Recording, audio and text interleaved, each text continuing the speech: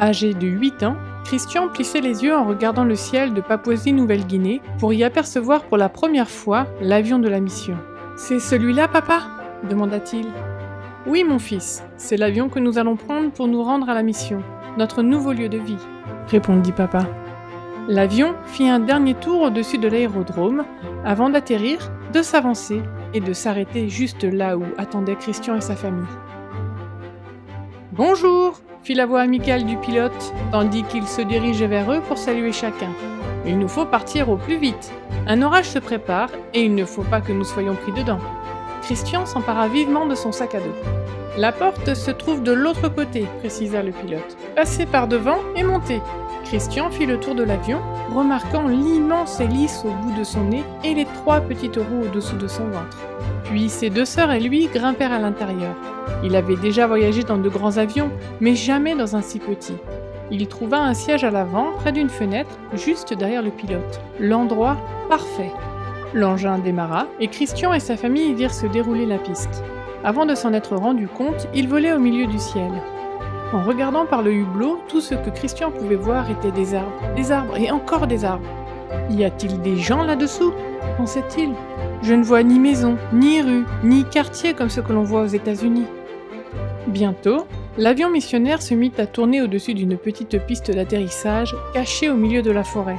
En sursautant, il se posa et roula rapidement jusqu'au bout de la piste. Christian attrapa son sac à dos et suivit les autres qui empruntaient un sentier qui descendait jusqu'à la rivière. Là, il vit un bateau avec le logo de la mission inscrit sur le côté.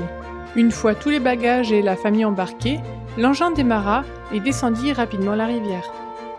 Il y avait tant à voir. Des aigrettes volaient gracieusement au-dessus d'eux, des gens pagaillaient assis dans leur canoë et des enfants sur la rive les saluaient en agitant leurs mains. Les gens portaient des vêtements très différents de ceux que Christian avait l'habitude de voir chez lui. Ils avaient l'air vraiment amicaux, car ils souriaient en agitant leurs mains. Il se dit qu'il aimerait ce nouveau lieu de vie. « Regarde !» dit papa. « Voici la mission. Ce sera notre nouvelle maison. » Le bateau prit un virage et le moteur ralentit. Sur la rive, des gens se tenaient prêts à les accueillir avec de larges et heureux sourires. Le bateau se rangea sur le côté. Quand le moteur s'arrêta, Christian les entendit chanter.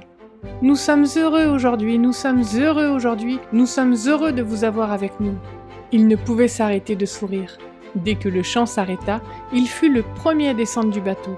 Tandis qu'il longeait la longue file des personnes qui les attendaient, il serra la main de chacune et se réjouit de plus en plus en voyant le grand nombre d'enfants. Il sut qu'il allait aimer son nouveau foyer. Priez pour les missionnaires qui, comme Christian, quittent tout ce qu'ils connaissent et s'en vont loin de chez eux pour répondre à l'appel de Dieu.